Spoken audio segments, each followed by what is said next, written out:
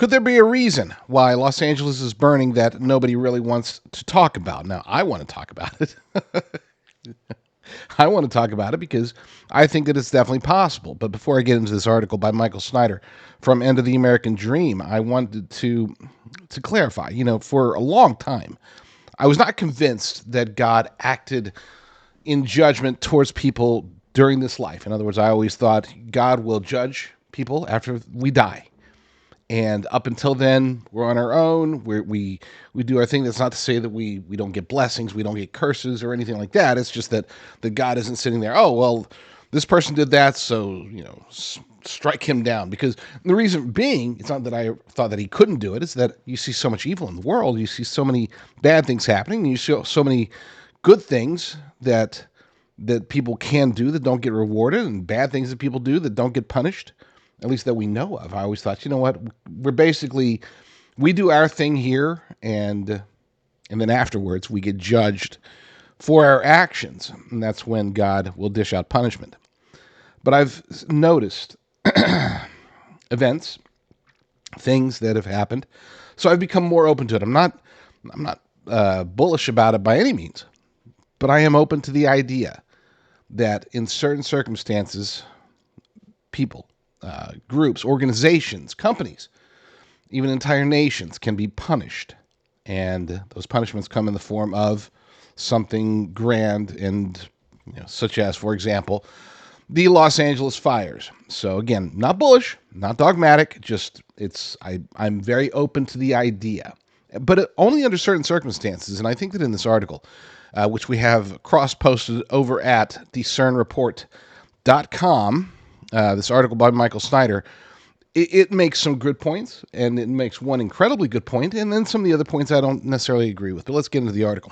There's so much anger about the unprecedented fires that are ravaging the Los Angeles area because there is a widespread belief they could have been prevented. And then he goes into the various theories about why they're happening. What is the one thing that sets Los Angeles apart from any other city in the world? Needless to say, it's the entertainment industry.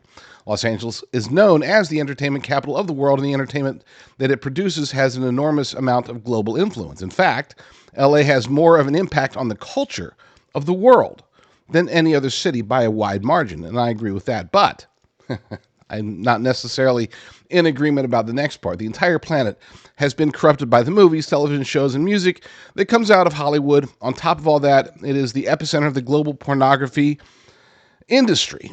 Now, I often hear that Hollywood is, the source of sin, or Las Vegas is Sin City, and I think people say, oh, so much sin is created and produced in Hollywood or Las Vegas or whatever.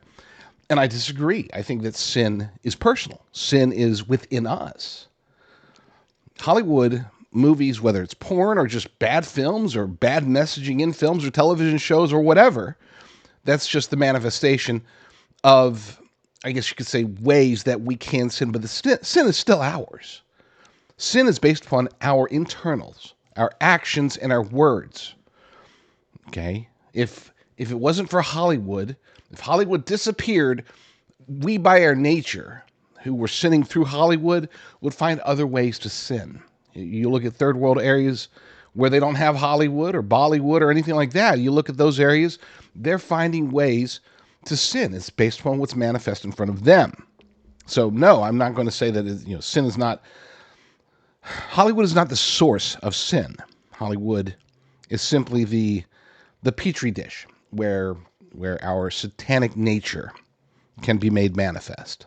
That's why, again, and I'm not suggesting that God's pleased by any means that so much porn or anything is produced in Hollywood. I'm just saying that to me, I almost stopped reading the article at this point because I'm like, oh, no. This has been a problem in Hollywood and in the world for a long time. This doesn't make any sense why it would be now. You can't say, oh, the fires were caused because of so many bad movies and so much porn being produced. That's not new, but there was something. He gets to his next point. And this is a lot more direct and a lot more timely. Most of us are Lirio, of course, much filth. Sorry. Oh, there we go. Of course, much of the filth that the entertainment industry produces openly mocks God and misuses his name. Sadly, the entertainment industry was even mocking God at the Golden Globe Awards just 48 hours before the fires hit. Now, let's play this real quick. Acceptance speeches have been on fire. Who got shouted out the most?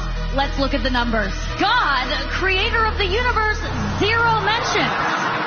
No surprise in this godless town. This is the view from a... That's enough. You don't need to see the that part we've already seen. We've seen what's happened. And yes, it is conspicuous. And it really is based around the idea of Galatians 6:7. God will not be mocked. And they were mocking God.